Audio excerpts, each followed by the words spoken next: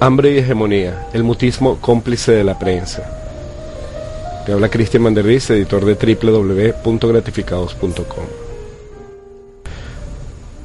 Vamos a ver brevemente cómo las compañías de información tratan el problema del hambre. Recientemente hemos visto en algunas webs, como en este caso El Espectador, del 16 de septiembre de este año 2009, reseñado esto. Más de 1.000 millones de personas pasan hambre en el mundo. El Programa Mundial de Alimentos advirtió que el número de personas que pasa hambre en el mundo ha superado este año por primera vez en la historia los 1.000 millones. Está funcionando chévere el mundo, ¿no?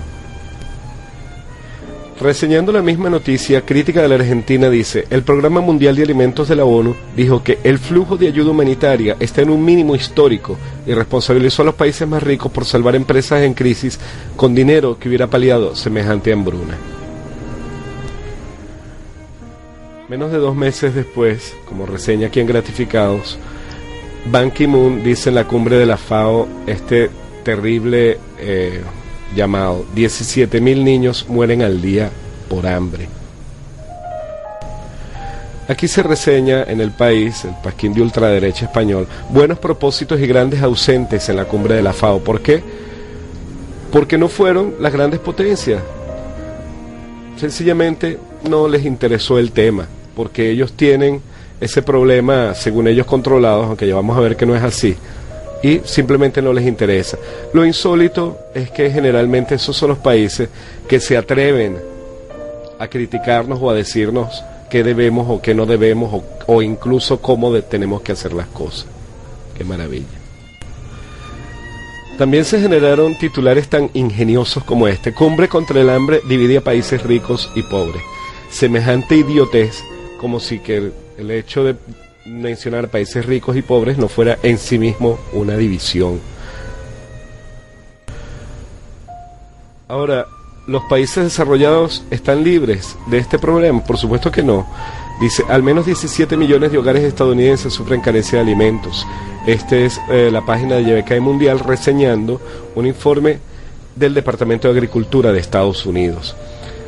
Entonces, que ellos prefieren hablar de compañías, hacer cumbres sobre la economía mundial, pero que la gente muera, eso es francamente irrelevante para las grandes potencias. Aquí reseña el pasquín de ultraderecha venezolano El Universal: la cumbre contra el hambre cierra con el lamento por otra ocasión perdida, porque no hay ningún interés, evidentemente, de las potencias, que son quienes tienen el poder, porque controlan la genética y porque tienen el dinero, controlan el flujo comercial y de alimentos en el mundo, pero no les interesa que ese problema se solucione, evidentemente. Por lo menos hubieran ido a la cumbre, de haber sido así. En esa cumbre se mencionó que se necesitan $44.000 millones para erradicar el hambre en el mundo, es decir, para que 17.000 niños no mueran cada día. Ahora, ¿es eso mucho dinero? Porque para nuestra experiencia personal, por supuesto, no tenemos idea de cuántos son $44.000 millones. Pero veamos a escala mundial lo que eso representa.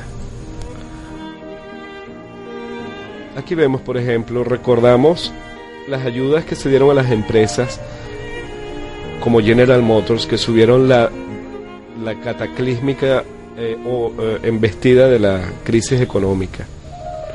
Y aquí vemos el titular del diario El Universal de México del 27 de mayo del 2009.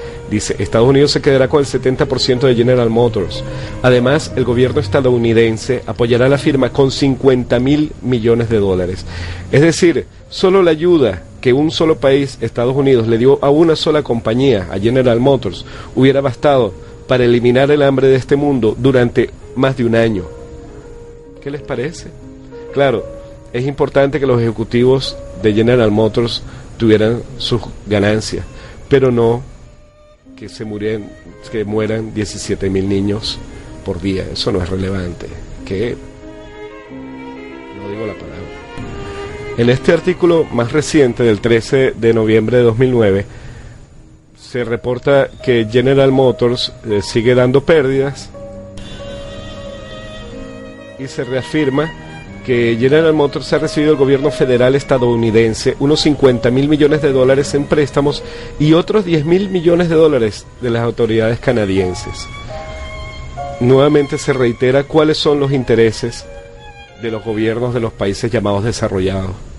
Es la cosa más inhumana del mundo. O sea, lo que les interesa es sus compañías, su dinero, el resto que la gente, que literalmente que se muera. Y lo peor,